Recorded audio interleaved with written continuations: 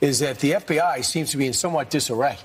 I mean, my goodness. Yeah, you know it's bad when even Fox News is calling out the FBI, which is currently led by a right-wing mega conspiracy theorist for his absolutely terrible job performance looking for the killer of Charlie Kirk. It's even earned him the fun nickname of Keystone Cash, which, kids, that's a reference to the bumbling, fumbling Keystone cops of yesteryear. And this was all on full embarrassing display today as Kash Patel addressed the nation after the arrest of suspected assassin Tyler Robinson in Utah as he lied, distorted the truth, and for some reason gave a shout out to Valhalla. You can't make this stuff up. I don't know why you would. So please hit subscribe to Really American Media and get ready to ignore some top-notch gaslighting. And keep in mind, on the day of the shooting, Kash had to walk back 2 different claims of, "We've got the suspect in custody," before we all started to realize that the FBI had absolutely no real suspects to pursue, which tees up the first thing he said today, which is also his first misleading statement. This is what happens when you let good cops be cops. Yeah, this is what happens when you let good cops be cops, says the guy who is not a cop. And this seems to be a good time to point out that the cops didn't catch anybody. The suspect's dad caught him and convinced him to turn himself in. So 0 cops were involved. And despite some reporting that came out earlier today, the guy's dad is also not a cop. I want to express my deep gratitude to President Trump, the Vice President, and the entire White House who have been so incredibly supportive with both resources and just personally to the FBI as a team.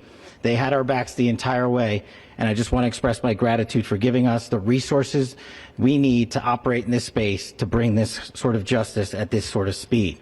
Oh, dear leader, thank you for your wisdom and divine beauty. You're a handsome, powerful man that smells like success. I mean, seriously, why does everyone in Trump world feel the need to praise him like we all live in North Korea? It's almost as if they know that he's a narcissistic wannabe dictator that needs to hear that kind of crap, or he'll feed you to the sharks, the kind with laser beams. I have one simple request, and that is to have sharks with frickin' laser beams attached to their heads. Yeah, I would actually consider having Dr. Evil as our president to be an upgrade over the Dr. Dumbass that we now have. But getting back to Kash Patel, he's got some more information, I mean misinformation, to share with you. And just last night, the suspect was taken into custody at 10 p.m. local time.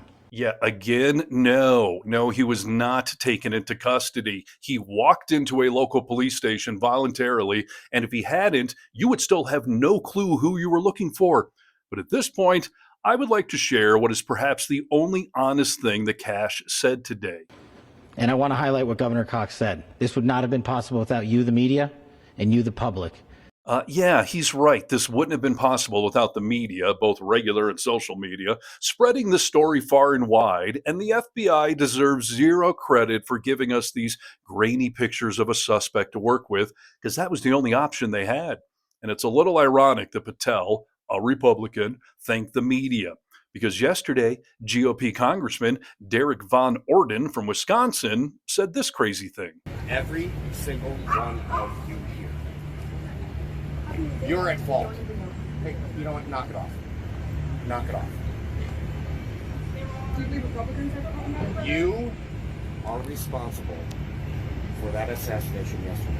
You should be ashamed of yourself. What about the Democratic lawmakers? Yeah, he blamed the media, just all of the media, and 24 hours later, the head of the FBI said that they couldn't have caught the suspect without the media.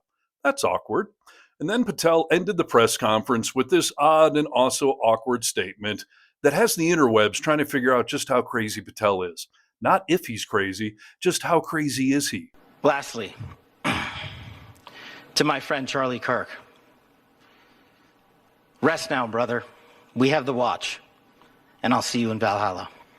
Okay, so apparently he'll see Charlie in the Viking heaven of Valhalla, which takes a pretty massive ego to say. And for a counter-argument, here's an expert on Valhalla. Oh, I hate to break it to you, but for a warrior to get into Valhalla, you have to die in the battle. You survived. Oh, shit. Maybe your arm is in Valhalla.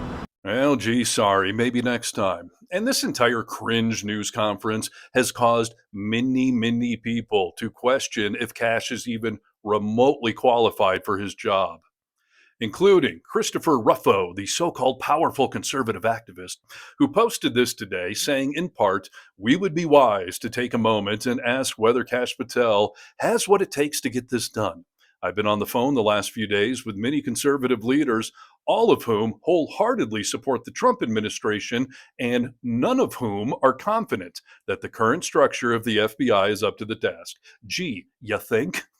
But even still, some MAGA sheep tried to defend him with comments like, this is ridiculous. Yeah, he jumped the gun with that tweet saying they caught the guy, but they now have the actual shooter in custody in less than 48 hours.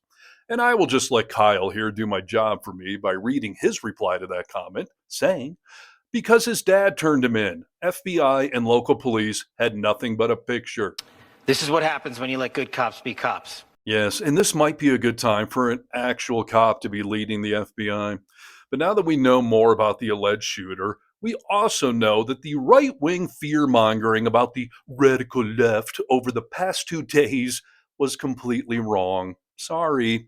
Tyler appears to be a typical liberal in no way whatsoever. He's a white guy from conservative Utah, raised in a religious family of Republicans, and he loves his guns and is apparently a very good shot. And he registered to vote as no party affiliation, which literally means he's not a fucking Democrat. So, did Trump take this opportunity to walk back his comments of blaming the left and, I don't know, maybe try to unite the country? How do we fix this country? How do we come back together? I'll tell you something that's going to get me in trouble, but I couldn't care less. The radicals on the right oftentimes are radical because they don't want to see crime. They don't want to see crime. Worried about the border. They're saying, we don't want these people coming in. We don't want you burning our shopping centers. We don't want you shooting our people in the middle of the street.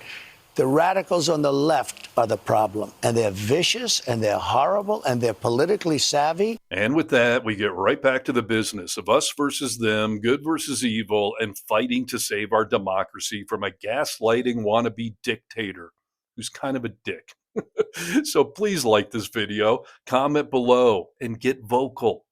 From the Vocal Minority with Nick and Steve podcast, I'm Steve Harness for Really American Media.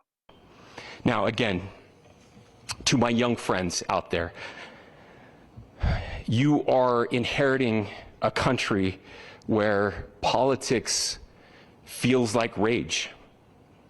It feels like rage is the only option. But through those words, we have a reminder that we can choose a different path. Your generation has an opportunity to build a culture that is very different than what we are suffering through right now.